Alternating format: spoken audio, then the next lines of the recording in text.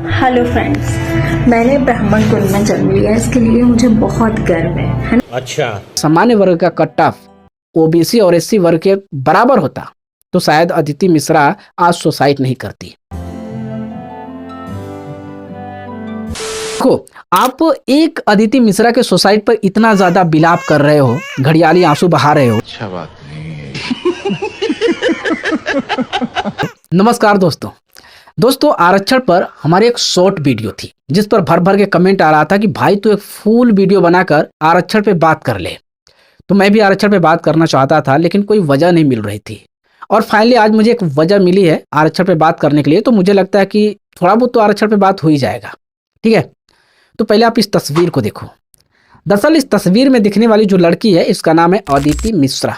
अब ये सच है या फिर झूठ है मुझे नहीं पता, ठीक है, लेकिन बताया जा रहा है कि पिछली बार जो जेईई मेंस का जो मुख्य परिणाम आया था उसमें ओबीसी वर्ग का कट ऑफ और एससी वर्ग के कट ऑफ की वजह से इसने सुसाइड कर लिया। यानी इन लोगों ने अदिति मिश्रा के सुसाइड का मुख्य कारण ओबीसी वर्ग और एससी वर्ग को ठहरा रहे हैं।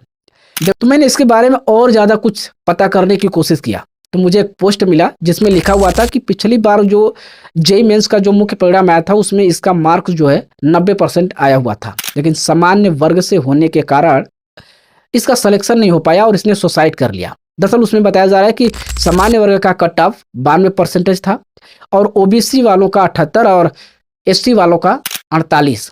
यानी ये लोग ये बताने की कोशिश कर रहे हैं कि यदि सामान्य वर्ग का कट ऑफ ओबीसी और एससी वर्ग के बराबर होता तो शायद अदिति मिश्रा आज सुसाइड नहीं करती। देखो, अगर मेरी मानो तो अदिति मिश्रा के सुसाइड का कारण ओबीसी वर्ग का कट ऑफ या फिर एससी वर्ग का कट ऑफ नहीं है, बल्कि ईडब्ल्यूएस आरक्षण और सामान्य वर्ग के लोग जिम्मेदार हैं।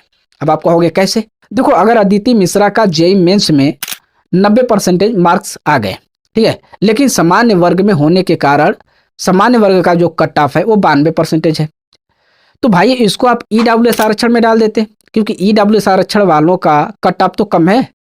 तो अगर उसमें डाल देते तो इसका जेईई मेंस में सिलेक्शन हो जाता और अदिति मिश्रा सुसाइड भी नहीं करती। तो इसका कारण कौन हुआ?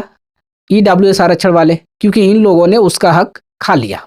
ठीक है, देखो, आप एक अदिति मिश्रा के सुसाइड पर इतना ज्यादा बिलाप कर रहे हो, घड़ियाली आंसू बहा रहे हो, ठीक है, यदि एससी समाज के लोग या फिर ओबीसी समाज के लोग अगर इस तरह के सुसाइड नोट्स दिखाने लगे अपने वर्ग के लोगों का, तो मुझे लगता है कि फिर आप जवाब भी नहीं दे पाओगे। ठीक है, एससी समाज के लोगों को जाति के नाम पर इतना प्रताड़ित किया जाता है, इतना मतलब भेदभाव किया जाता है कि बेचारे परीक्षा तक भी नहीं पहुंच पाते हैं, स्कूल के कमरे में ही सुसाइड कर लेते हैं। उसका जिम्मेदार कौन होगा?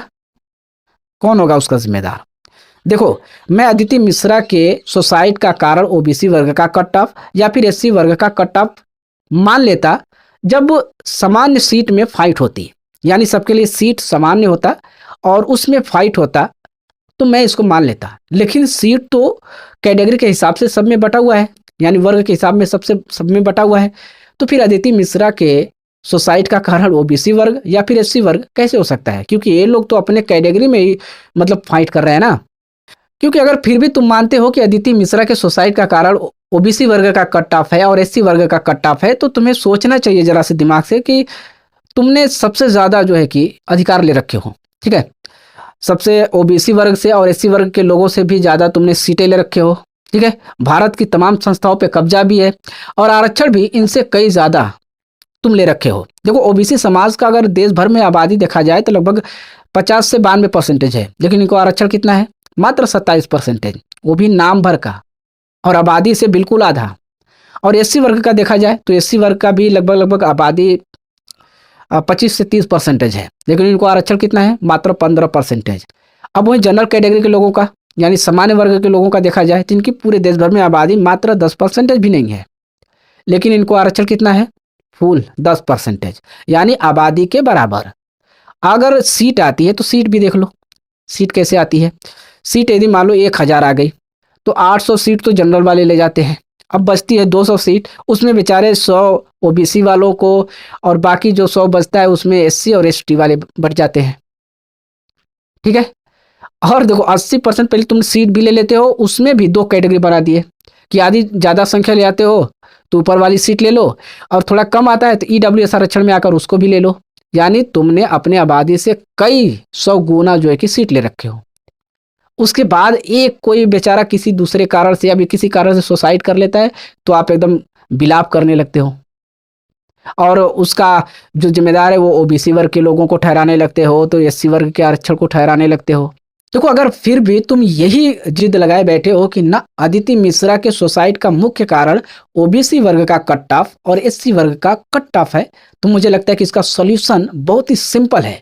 और सॉल्यूशन ये है कि पूरे देश भर से जाति और जाति व्यवस्था खत्म कर देनी चाहिए। देखो, जब जाति और जाति व्यवस्था खत्म हो जाएगी तो जाति के नाम पर भेदभाव भी खत्म हो जाएगा, यानी कि तब कोई कैटेगरी नहीं रह जाएगी। जब कोई कैटेगरी नहीं होगी तो वर्ग के हिसाब से कट ऑफ भी किसी को नहीं मिलेगा, यानी सामान्य सीट हो जाएगी और सामान्य सीट में सब लोग फाइट करेंगे और फिर मेरिट के आधार पर सबका सिलेक्शन होगा। लेकिन एक बात, जाति के नाम पर किसी को प्रताड़ित नहीं किया जाएगा, इसकी जिम्मेदारी लेनी होगी। और कोई भी जाति के नाम पर यह नहीं कहेगा कि मैं फलाना जाति से हूं तो मैं तुमसे बड़ा हूं। ऐसा करने वालों को फांसी की सजा होनी चाहिए। दूसरी पॉइंट कि जाति व्यवस्था के नाम पर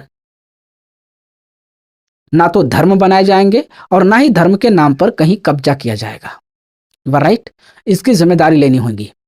बट लास्ट में यह कहना चाहता हूं कि अगर सच में अदिति मिश्रा ने किसी कारण से भी सुसाइड किया है तो ये बिल्कुल एक विद्यार्थी के लिए बिल्कुल ठीक नहीं है, ठीक है। लेकिन अगर इसका जिम्मेदार आप ओबीसी वर्ग के कट ऑफ को ठहरा रहे हो या फिर एससी वर्ग के कट ऑफ को ठहरा रहे हो तो तुम्हें पहले अपने गिरबान में झांकना चाहिए और इस बात को बताना चाहिए कि अदिति मिश्रा का जिम्मेदार ईडब्ल्यूएस आरक्षण है या फिर सामान्य वर्ग के लोग हैं, ना कि ओबीसी और एससी समाज के लोग हैं, ठीक है। बाकी इस पर आप लोगों की क्या राय है हमें ज़रूर बताइएगा।